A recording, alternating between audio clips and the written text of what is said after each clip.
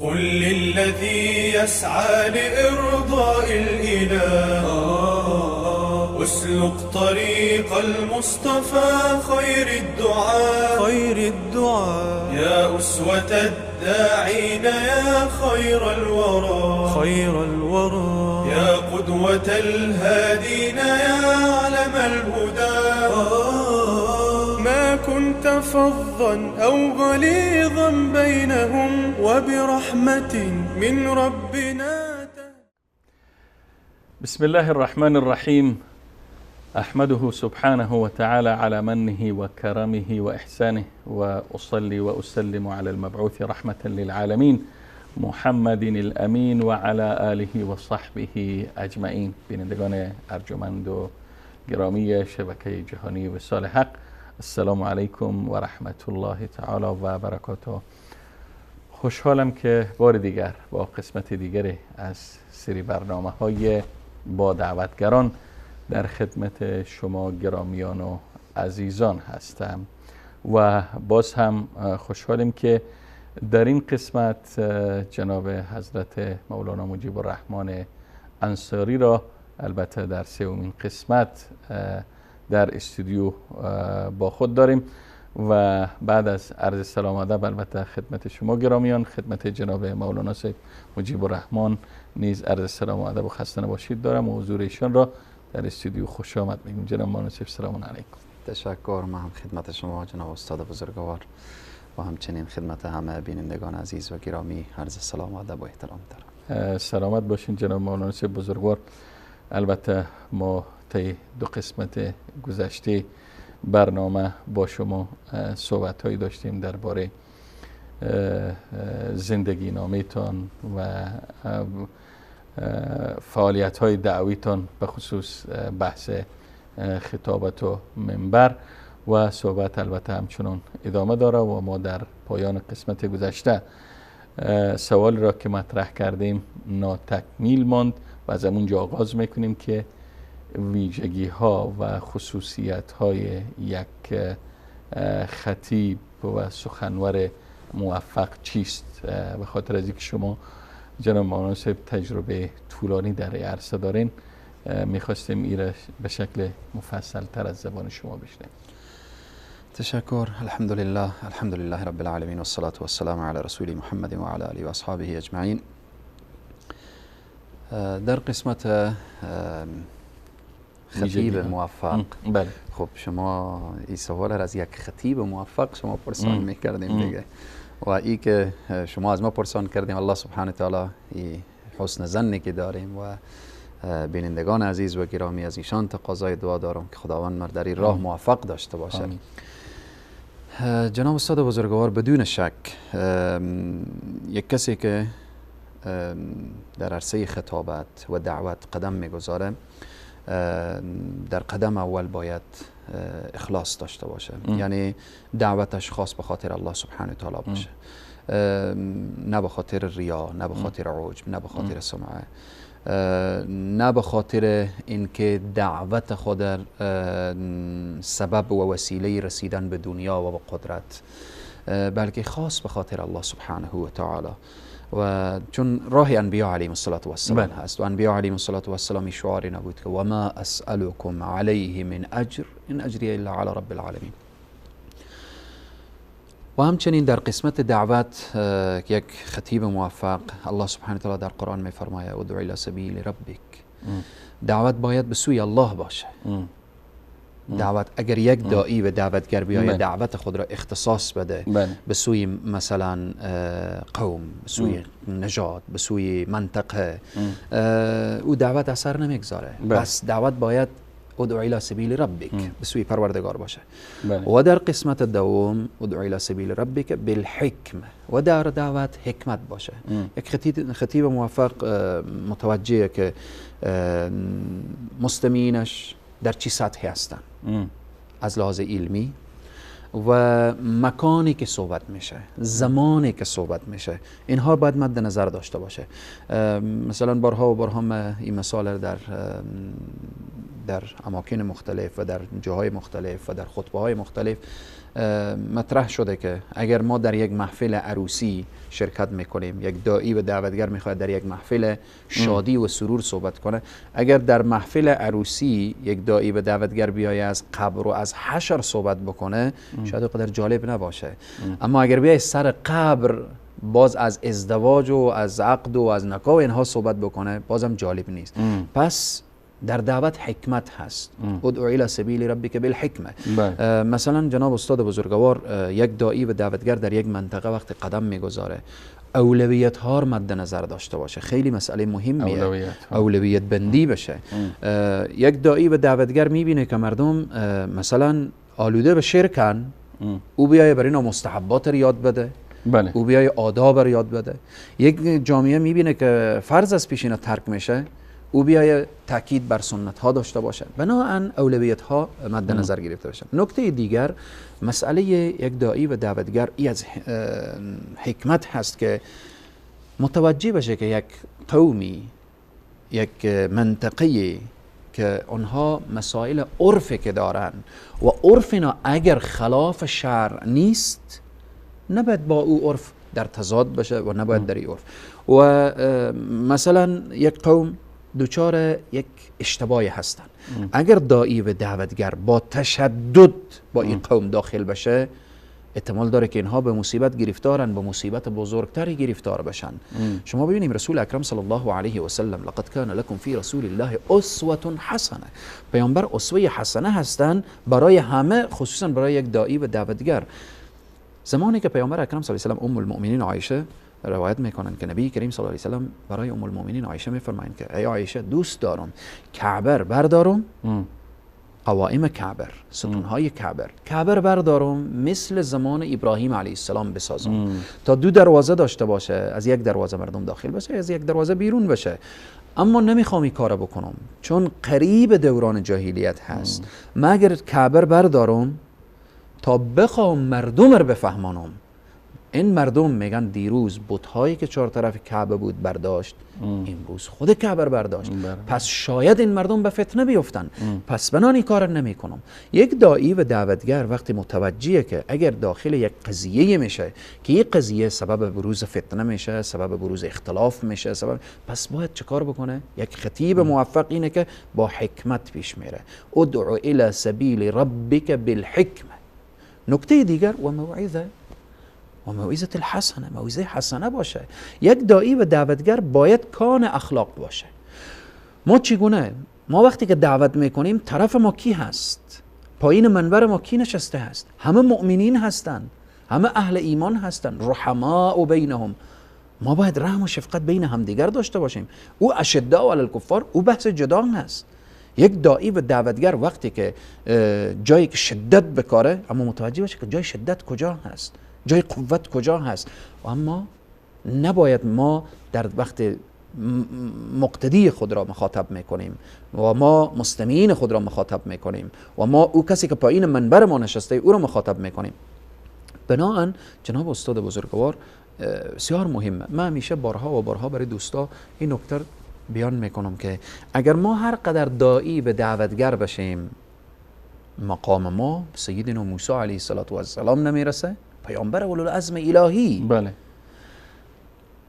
اگر طرف ما هم هر قدر شقی و بدبخت بشه، از فرعون بدبختر نمیشه، بازم الله سبحانه تعالی برای حضرت موسی و برای هارون اذهبا الی فرعون، هر دو تاشون بریم طرف فرعون او دعوت بکنیم، اما متوجه باشیم اذهبا الی فرعون فانه طغى، متوجه باشیم که سرکشه، طغیانگره، شاید حرف شما رو نپذیره، شاید شما رو حبس بکنه، شاید زندانی کنه، شاید بالاخره شما رو شکنجه کنه. با این همه که او طغا هست، سرکش هست، فقولا له قولا لینا. شما وقتی با این سخن میگویید سخن نرم بگی، سخنی بگیم که بالاخره امیده که دلش نرم بشه. به این جناب استاد بزرگوار، پس یک داعی و دعوتگر، یک خطیب موفق باید که در دعوت یا موعظه حسنه باشه، ولو که در جای میرسه و جادلهم بالتی هی احسن. اگر بحث مجادله شد، بحث گفتگو شد، بحث اینها شد، باز هم باید که او به وجه احسن باشه. نکته دیگر جناب استاد بزرگوار، یک داعی و دعوتگر وقتی حرف میزنه باید کاملا حرفهایش مستند، مستدل، قوی و اینها باشه. و من خودم شخصا همیشه یکی از توصیه هایی که جد بزرگوار ما، توصیه هایی که پدر بزرگوار ما برای ما داشتن ای بود، خصوصا پدر بزرگوار ما میگفتن بابا جان در منبر از کتاب الله و سنت رسول الله بگو. میگن وقتی که تو قرآن و حدیث میگی قلبم مطمئنه، اما از قرآن و حدیث که بیرون میشی من پریشان میشم. به خاطر از این که اگر همیشه تاکید و توصیه پدر بزرگوار ما این بود که میفرمودن برای ما همیشه که اگر به خاطر حرفی که از کتاب الله و سنت رسول الله بیان کردی سرتو زیر دار هم بره، برای تو افتخار هست.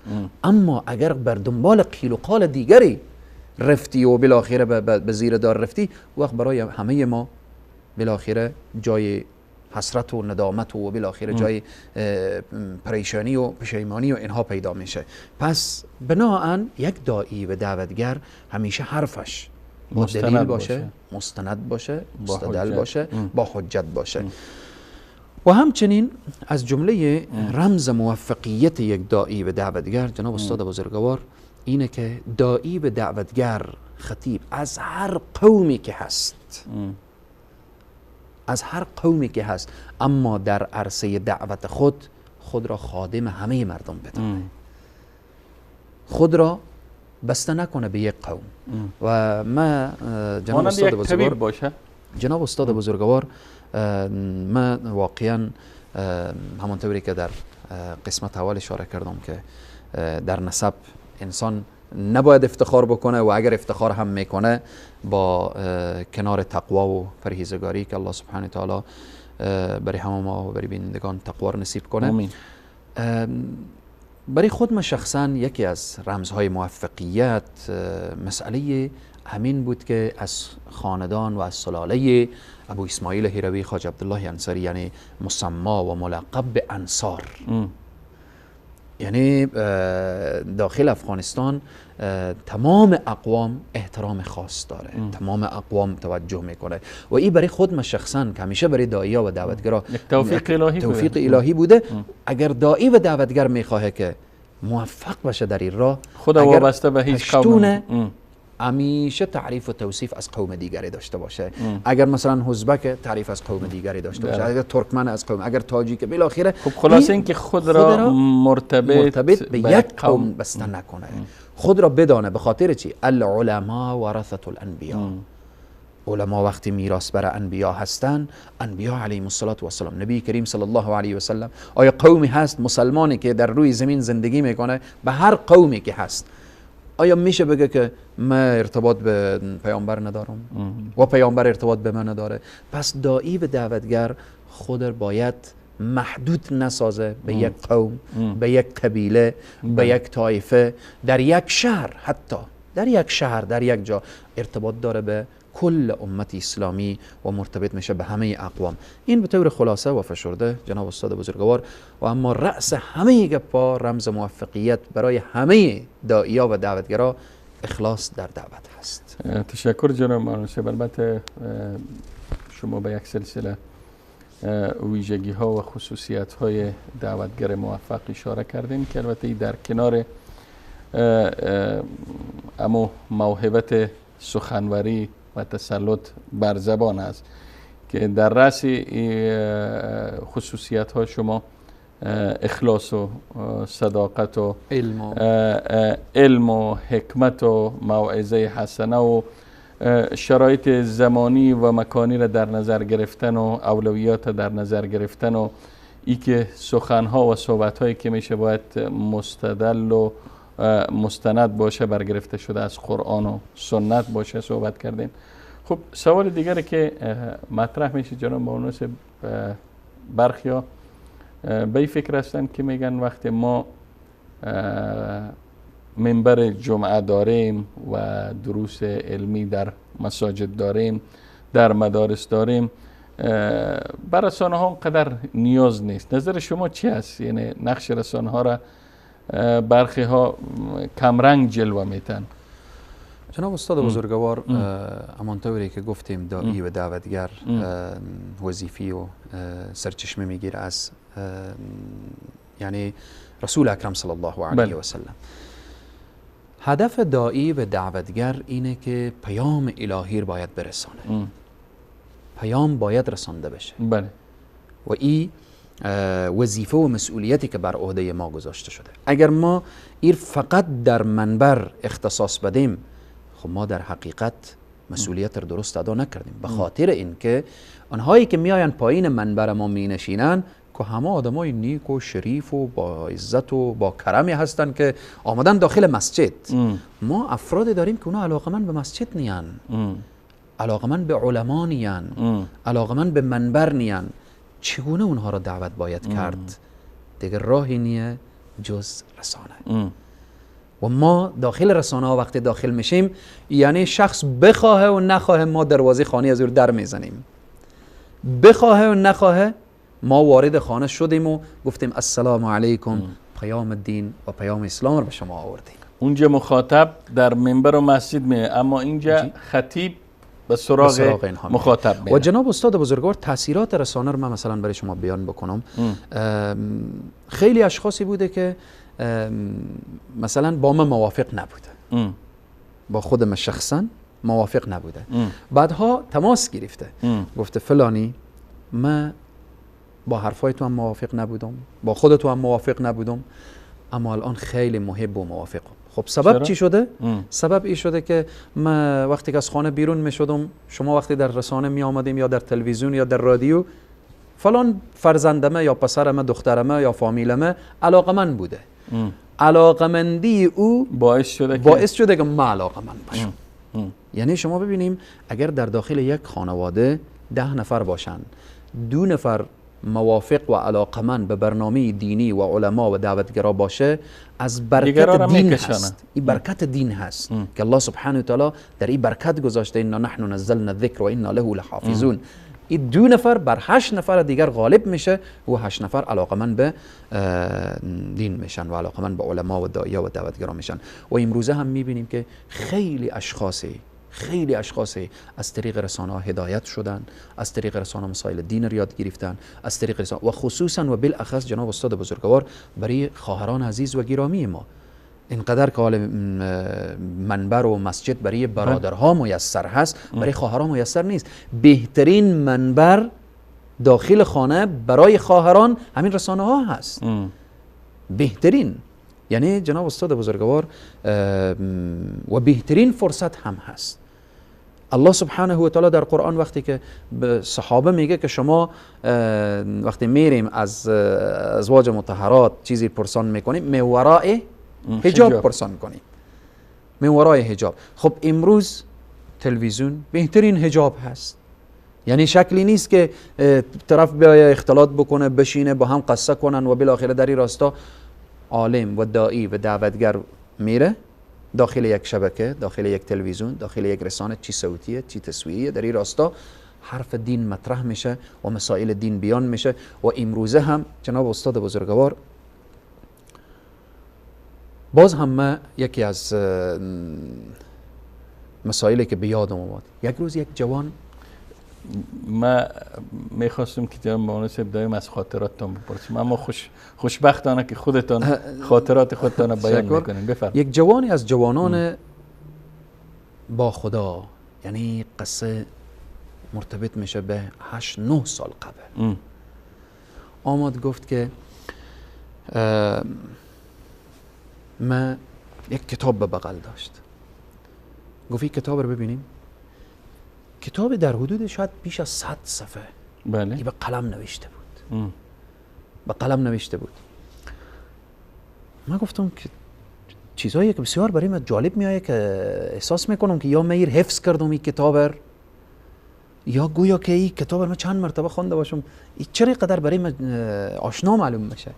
گفت که این کل صحبتای شما هست که من گوش کردم و نوشتم. سبحان الله. یک جوان آمده بود از من، حتی این مسئله پرسان کرد که اجازه من رو چاپ بکنم در این راستا، که بعدها گفتم که نه، فقط خودتو بخوان تا ببینیم انشالله که قسمت چی خواهد بود. جناب استاد بزرگوار، حالا این فرصت برای این جوان از طریق رسانه میسر شده.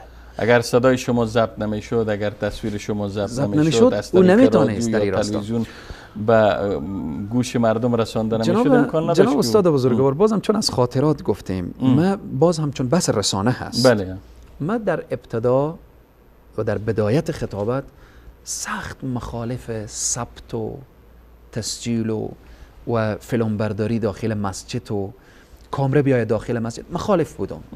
واقعا الان هم بسیار ذوق و شوق ندارم به عکسی که در از او فایده نباشه یا یک چی نباشه، ولی بازم یک تسجیلاتی که از او کسی استفاده بکنه که میبینیم امروز خیری و انشالله که به جامعه و امت اسلامی میرسه.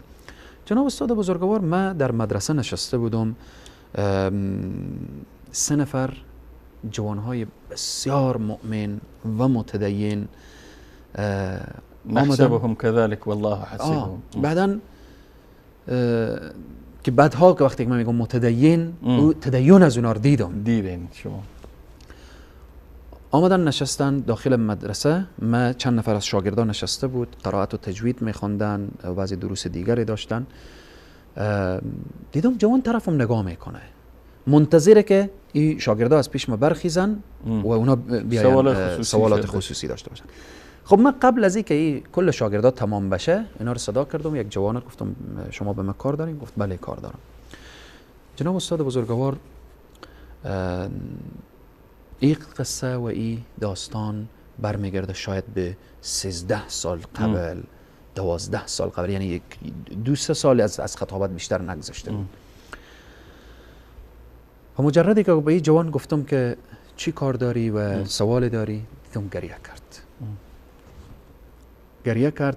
اولین جمله ای بود که شما به من بگیم مرا الله میبخشه یا نمیبخشه. ما گفتم عجب سوالیه، شما چیکار کردید؟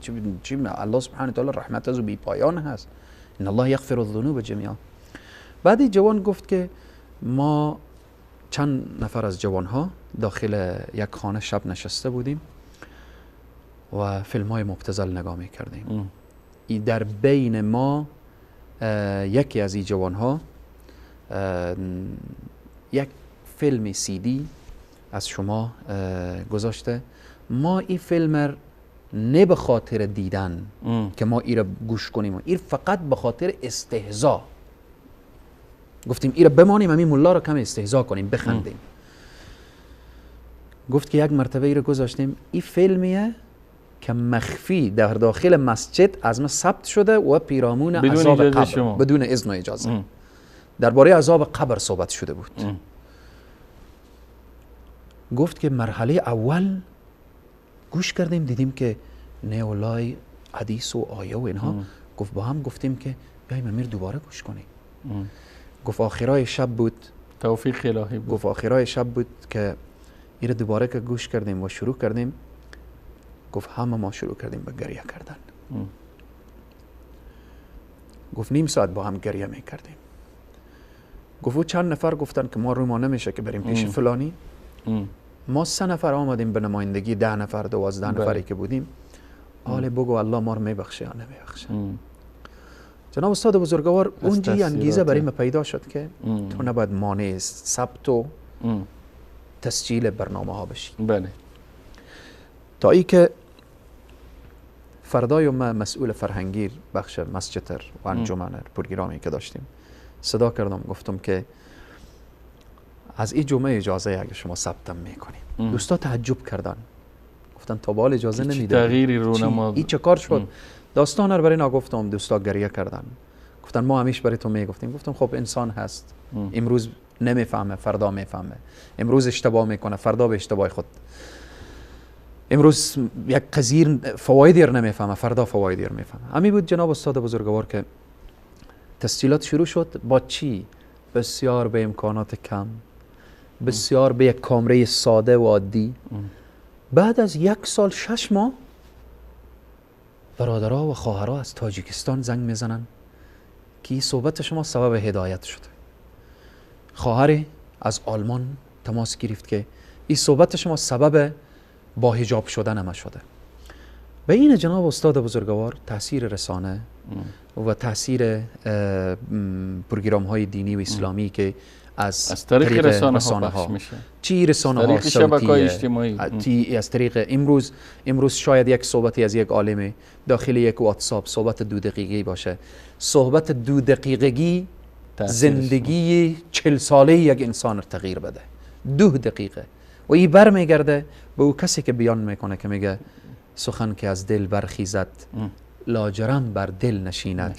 و در هر داعی و دعوتگری که در رسانه بیاید، در منبر باشه، در هر جایی که باشه، وقتی در صحبت از اخلاص باشه، یقین بدانه که صحبت به کل دنیا و به نقطه دنیا و داخل تک تک خانه ها و اینها داخل خواهد شد. تشکر جناب مولانا صاحب بزرگوار. باز هم در پایان قسمت از سری برنامه های با دعوتگران از شما جهان سپاس و امتنان دارم و انشاءالله که باز هم صحبت های ما را در قسمت بعدی تکمیل خواهیم کرد. همچنین از شما گرامیان اظهار سپاس و امتنان دارم که تا این لحظه با برنامه خودتان بودید و تا دیدار دیگر با برنامه دیگر همه شما را به پناه الله یکتای به همتا می سپارم و السلام علیکم و رحمت الله تعالی و برکاته. قل للذي يسعى لإرضاء الإله اسلك طريق المصطفى خير الدعاء يا أسوة الداعين يا خير الورى يا قدوة الهادين يا علم الهدى ما كنت فظا أو غليظا بينهم وبرحمة من ربنا